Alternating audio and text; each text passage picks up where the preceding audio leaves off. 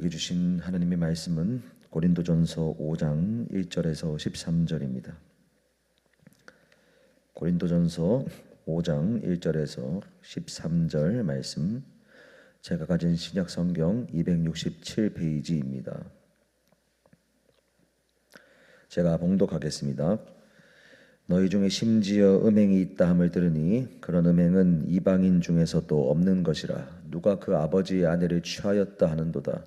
그리하고도 너희가 오히려 교만하여져서 어찌하여 통한이 여기지 아니하고 그 일 행한 자를 너희 중에서 쫓아내지 아니하였느냐. 내가 실로 몸으로는 떠나 있으나 영으로는 함께 있어서 거기 있는 것 같이 이런 일 행한 자를 이미 판단하였노라.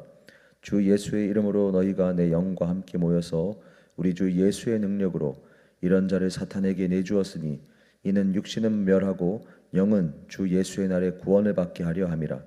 너희가 자랑하는 것이 옳지 아니하도다. 적은 누룩이 온 덩어리에 퍼지는 것을 알지 못하느냐. 너희는 누룩 없는 자인데 새 덩어리가 되기 위하여 묵은 누룩을 내버리라. 우리의 유월절 양 곧 그리스도께서 희생되셨느니라. 이러므로 우리가 명절을 지키되 묵은 누룩으로도 말고 악하고 악의에 찬 누룩으로도 말고 누룩이 없이 오직 순전함과 진실함의 떡으로 하자.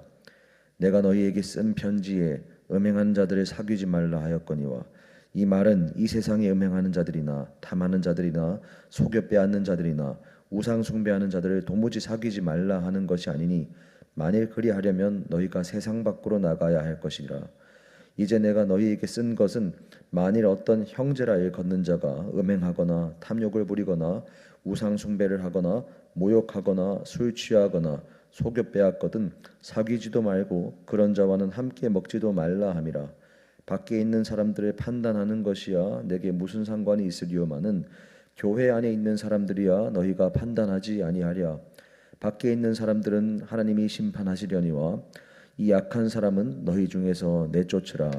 아멘.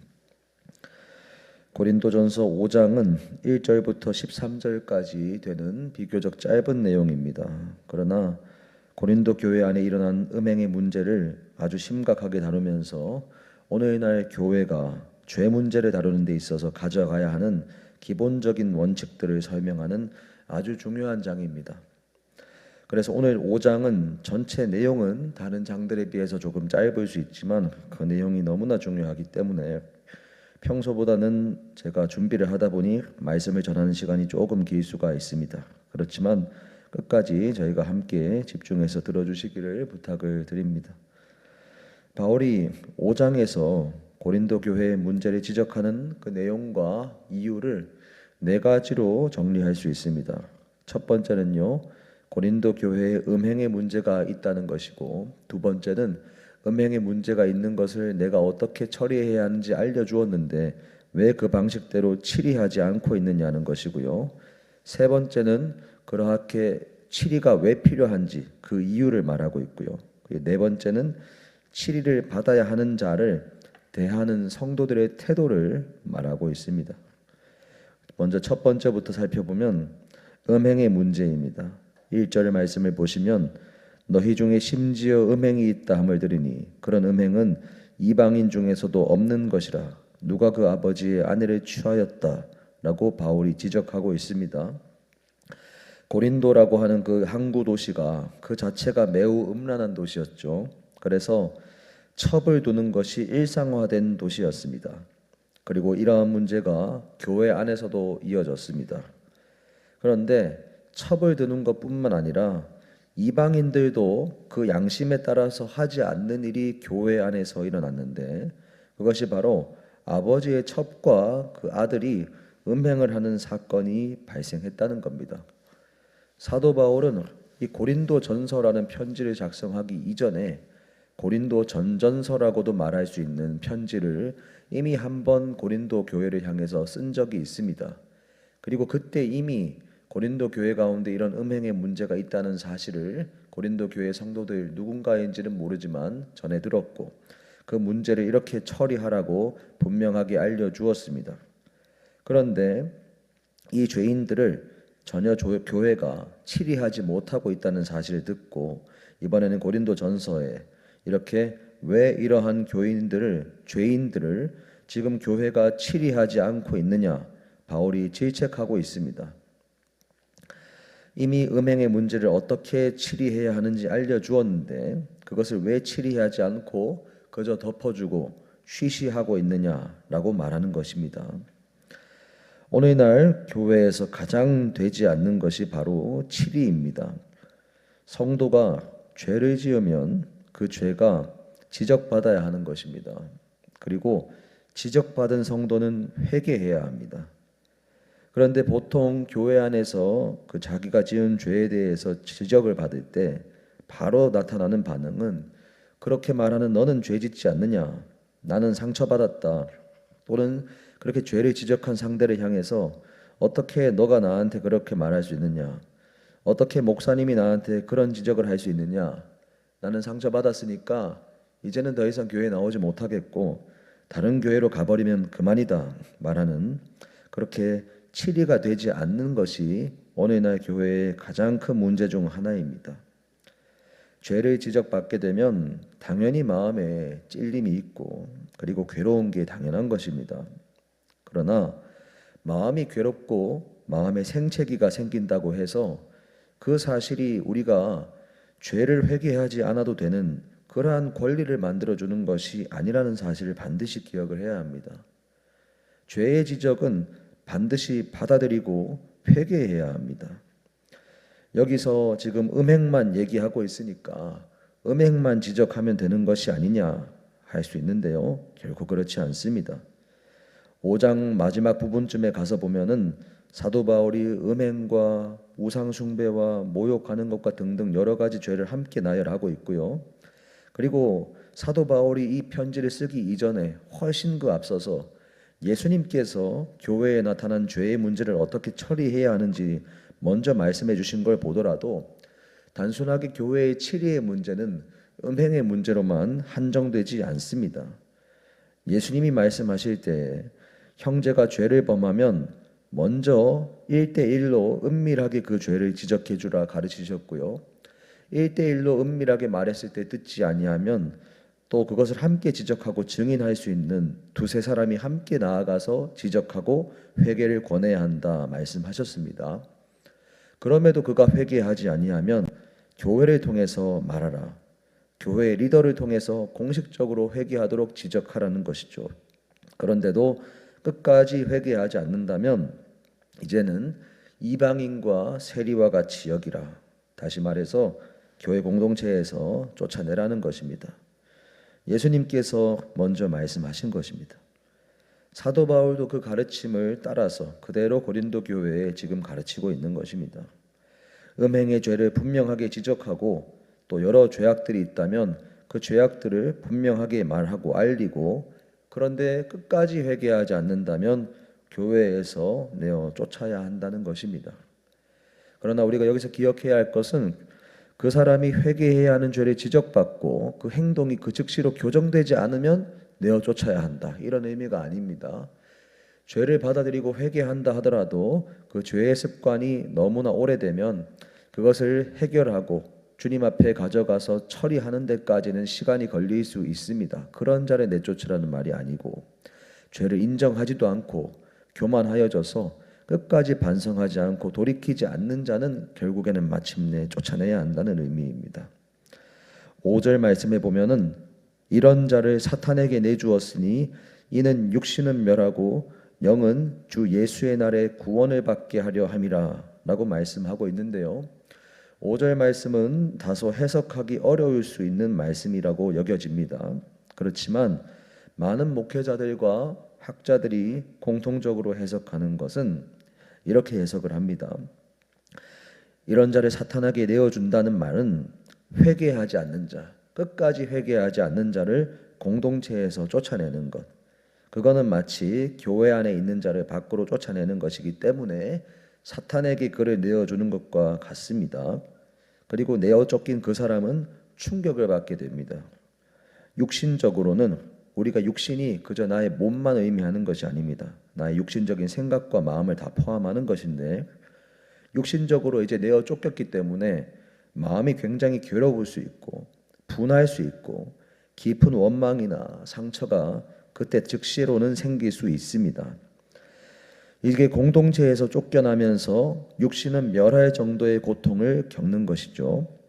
그러나 그 죄인이 이러한 충격과 고통을 겪는 과정을 통해서 자신의 죄를 생각하고 시간이 얼마나 걸릴지는 모르지만 마침내 회개한다면 그 영혼은 주 예수의 날에 구원을 받게 되는 것입니다. 그래서 예수님께서 그리고 바울도 끝까지 회개하지 않는 죄인은 쫓아내라고 말씀하신 겁니다. 그게 끝까지 회개하지 않는 그 자가 마지막에 한 번이라도 회개할 수 있는 기회가 부여되는 것이기 때문입니다. 그리고 쫓아내야 하는 한 가지 이유를 더 말씀하고 있습니다. 치리해야 하는 이유인데요. 6절부터 그것이 나타납니다. 공동체를 지켜야 하기 때문에, 보다 정확하게 말하자면 단순하게 지금 운영되고 있는 교회의 시스템과 제도를 유지하기 위해서 쫓아내는 것이 아니라 그 죄인뿐만 아니라 교회 내의 다른 영혼들의 생명을 지키기 위해서 잘라내야 한다는 것입니다. 죄는 퍼져나가기 마련입니다. 그것을 사도 바울은 지금 누룩에 비유해서 말하고 있습니다. 누룩은 잘 아시는 것처럼 효모이죠. 그리고 좋은 것은 효모이지만 나쁜 누룩은 곰팡이입니다. 이 작은 곰팡이 반점 하나가 빵 전체, 음식 전체에 퍼져나가서 모든 음식을 상하게 하는 것처럼 교회에 회개하지 않는 죄인 한 사람이 교회 공동체 전체를 어려움과 분열에 빠뜨리게 됩니다. 어떠한 원리에 따라서 그렇게 되는가? 자신의 죄를 지적받은 자, 그런데 회개하지 않는 자, 그 사람은 그때로부터 지적받은 그 사실에 수치심을 가지게 되고 그리고 자신을 합리화하기 시작합니다. 합리화하다 보면 교만해지고요. 자기가 하는 그 모든 것이 죄가 아니라고 여러 가지 이유를 가지고 오고 합리화할 수 있는 특정 부분의 말씀 구절까지 가지고 오면서 스스로 포장할 수 있습니다. 그리고 사람들을 포섭하며 세력을 만듭니다. 그리고 죄를 지적한 그 사람을 역으로 공격합니다. 그러한 공격에 다른 선동하고 날조하는 것이 뒤따르게 되고 다른 무지한 교회 성도들까지 선동하면서 무리를 형성하고 교회를 쪼개지게 만드는 위험이 있는 것입니다. 그렇게 회개하지 않고 그런 어려움까지 만들어낸 그 사람의 마지막 결론이 어떻게 되겠습니까? 영원한 심판입니다. 처음 죄를 지적받았을 때 그 사람이 끝까지 회개하지 않는 그 결말도 영원한 심판인데 그 사람을 잘라내지 못하여 공동체 전체가 어려움에 빠지는 것은 결코 지혜로운 것이 아닙니다. 곰팡이를 빨리 제거하는 것처럼 정말로 끝까지 회개하지 않는 죄인은 제거해야 하는 것입니다. 그리고 자신이 공동체에서 제거당한 충격 때문에라도 회개하지 않던 자가 오히려 회개해서 구원받을 가능성이 조금이라도 생기게 됩니다. 그러니 죄는 정말로 분명하게 지적하고 회개하지 않으면 그 이유를 명확히 밝히면서 공동체에서 배제해야 하는 것입니다. 그래서 바울은 마지막으로 회개하지 않는 죄인을 치리할 때 교회 안의 다른 성도들도 철저히 그와 사귀지 않아야 한다라고 권면합니다.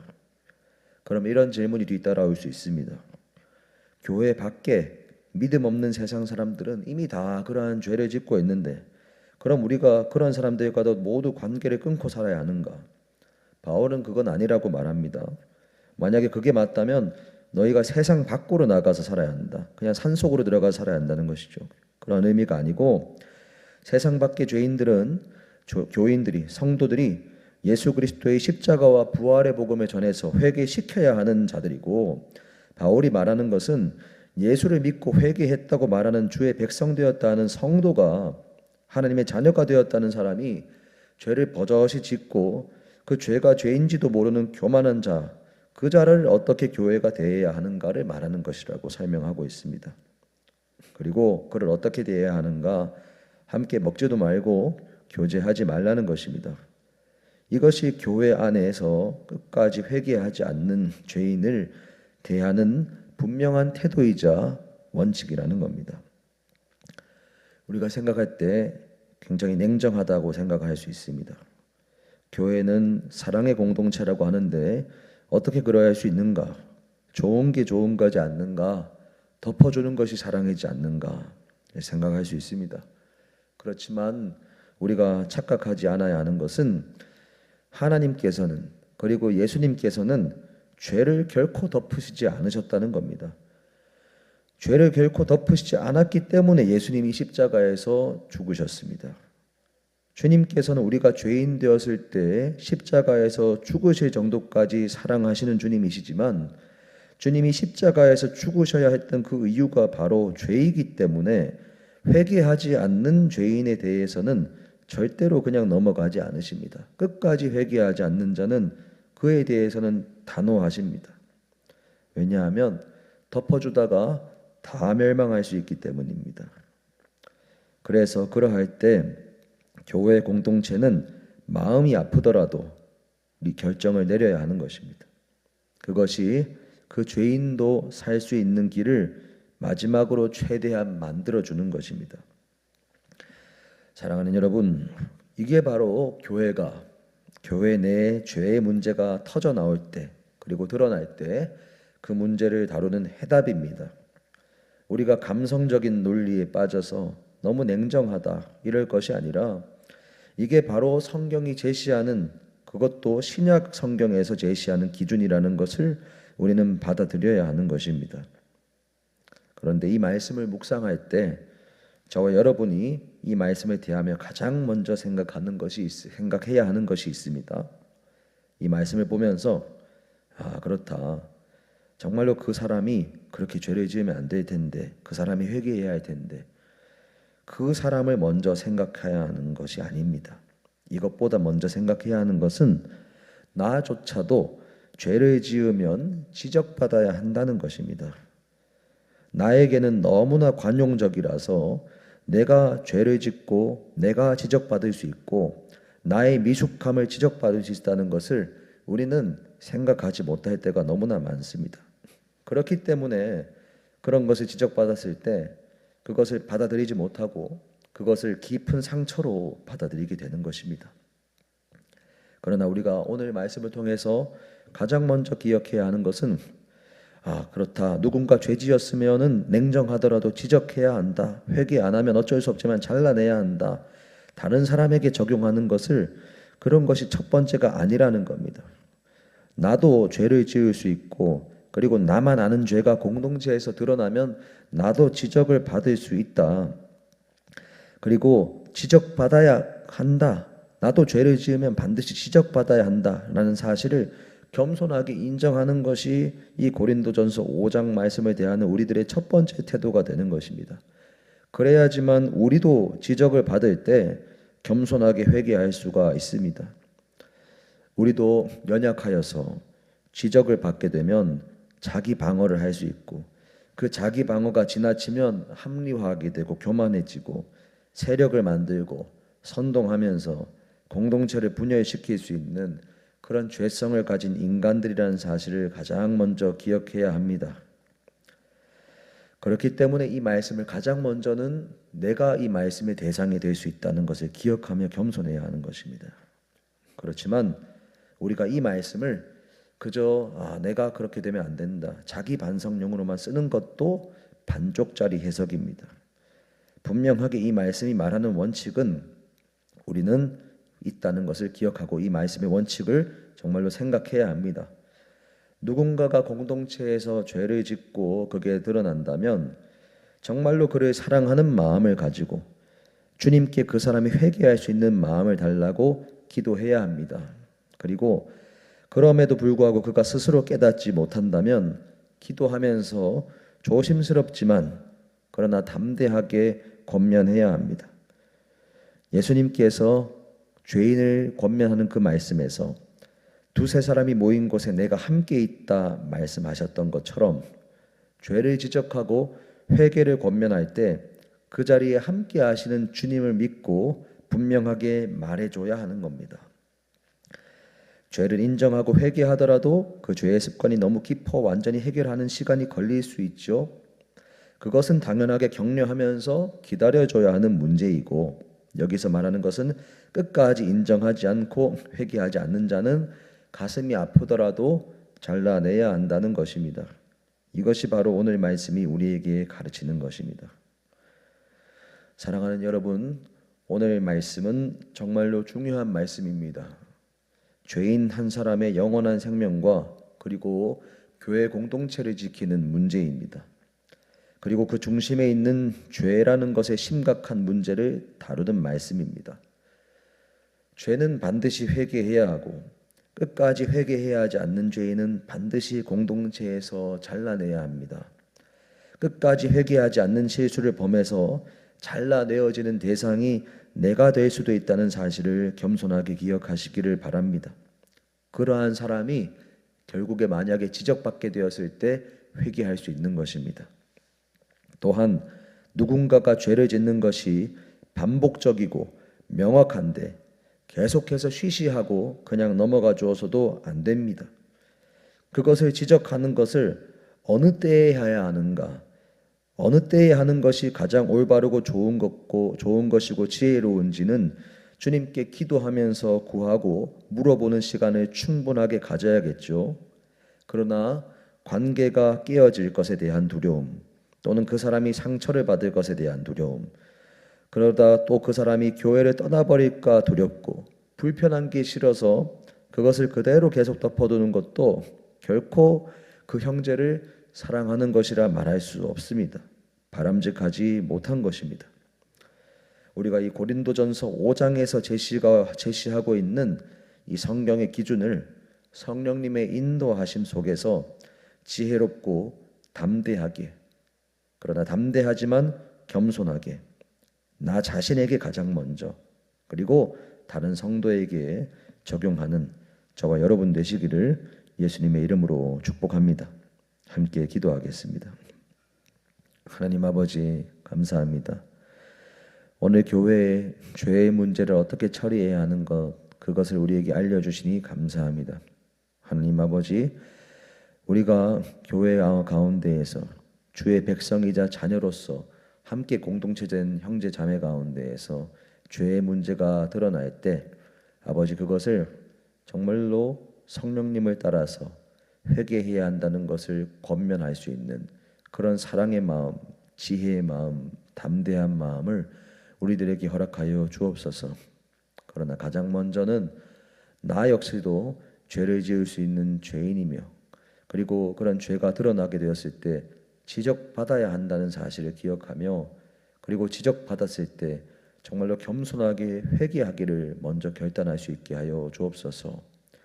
또한 그러나 그 사실에만 또 너무 머무르지 않고 누군가가 죄를 짓는 것이 반복적이고 명확하게 드러난다면 그 사람을 위하여서도 기도하며 함께 기도하면서 회개를 권면할 수 있는 그런 지혜와 용기를 허락하여 주시기를 간구합니다.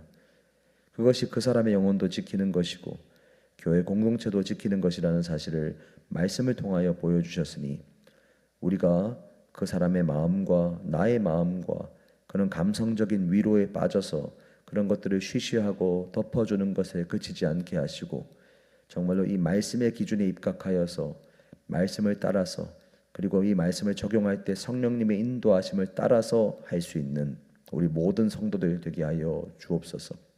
그것이 진정 죄를 끊어내고 생명을 살리는 공동체를 지키는 길이라는 사실을 겸손하게 받아들이는 저와 우리들 모두가 되게 하여 주옵소서. 감사드립니다. 예수님 이름으로 기도합니다. 아멘.